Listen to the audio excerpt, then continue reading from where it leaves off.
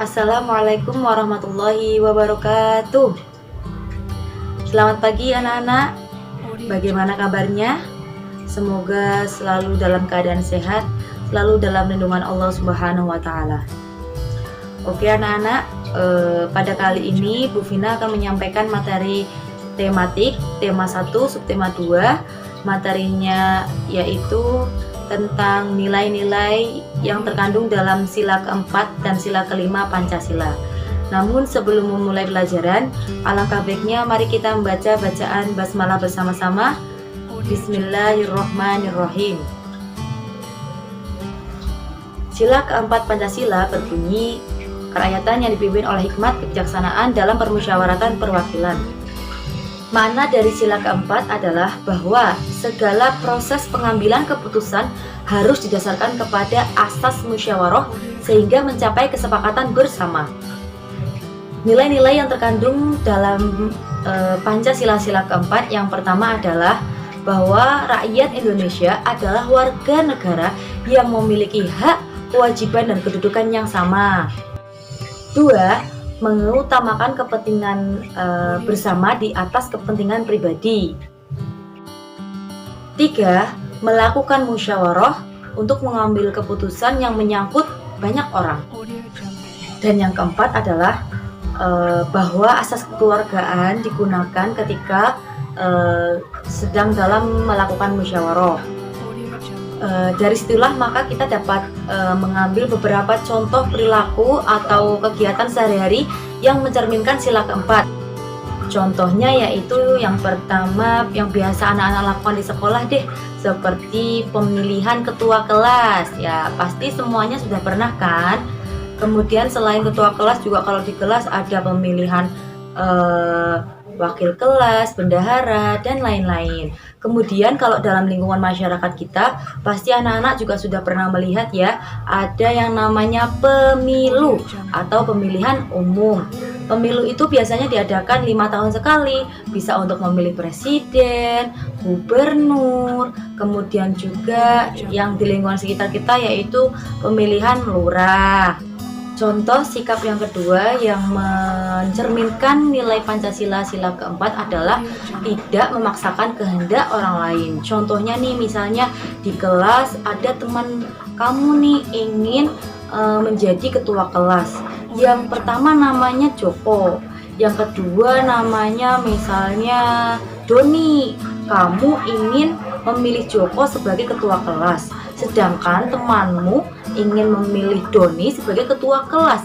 Nah, di situ ketika temanmu ingin memilih Doni sedangkan kamu memilih Joko, kamu tidak boleh memaksakan temanmu untuk juga memilih Joko. Biarkan dia memilih sesuai dengan hati nuraninya. Kemudian, contoh perilaku yang ketiga yang mencerminkan nilai-nilai Pancasila sila keempat adalah musyawarah untuk mencapai mufakat. Contohnya yaitu ketika belajar kelompok. Misalnya kamu memiliki sebuah kelompok bersama teman-temanmu. Kemudian ada tugas kelompok. Di situ kalian bingung nih. Wah, hari apa ya kira-kira untuk belajar kelompok bersama? Kemudian di situ didiskusikan, ada yang mengusulkan hari Jumat, ada yang mengusulkan hari Ahad. Nah, disitulah saatnya kalian untuk bermusyawarah, untuk berdiskusi.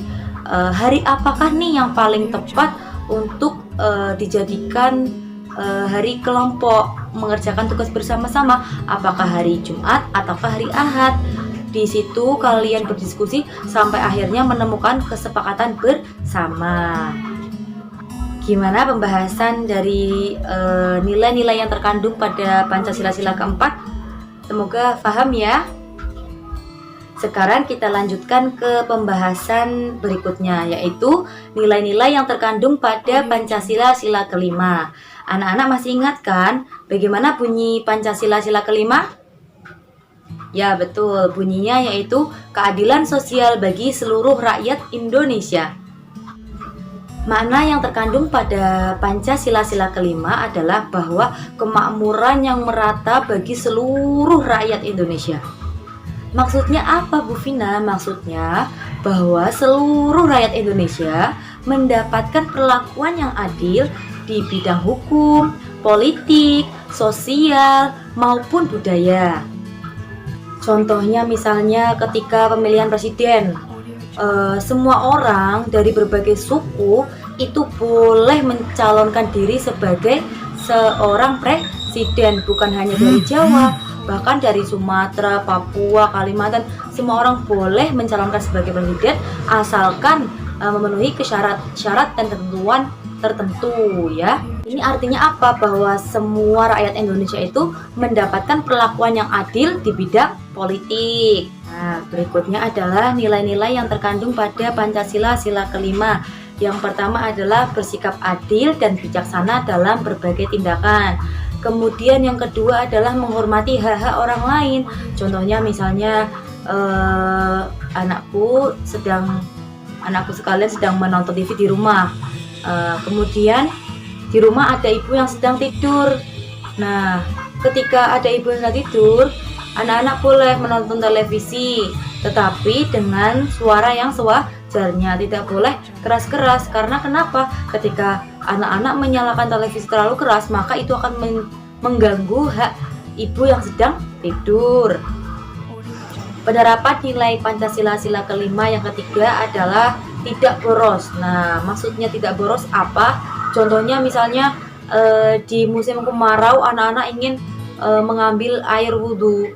Ketika mengambil air wudhu, gunakan air seperlunya. Setelah menggunakan keran, maka ditutuplah. Karena kenapa? Ketika ada teman kok mau wudhu, ternyata airnya sudah habis. Nah, itu bisa merugikan orang lain. Contoh nilai yang terkandung pada Pancasila sila kelima yang keempat itu adalah tidak merugikan orang lain. Misalnya Siti dan teman-temannya diundang menghadiri acara syukuran di rumah Udin. Di sana banyak makanan. Di meja sebelah kiri ada ayam goreng, sate ayam, dan ikan bakar. Di meja sebelah kanan terlihat ada rendang dan soto ayam. Wah, Siti dan teman-temannya bingung memilihnya. Semua terlihat enak. Benny mulai berjalan mengambil 10 tusuk sate ayam, 2 rendang, dan sepotong ikan bakar. Siti mengambil 3 tusuk sate saja. Edo mengingatkan Benny agar mengambil makanan secukupnya saja. Bagaimana menurutmu tentang sikap tokoh Benny dari cerita di atas? Ya benar, Benny memiliki sikap rakus. Sikap rakus tersebut dapat merugikan teman-teman yang lain, sehingga teman-teman yang lain dikhawatirkan tidak mendapatkan bagian makanan. Nah, cukup sekian yang dapat Bu Vina sampaikan. Semoga bermanfaat. Mari kita tutup dengan bacaan hamdalah bersama-sama. Alhamdulillahirabbil alamin. Wassalamualaikum warahmatullahi wabarakatuh.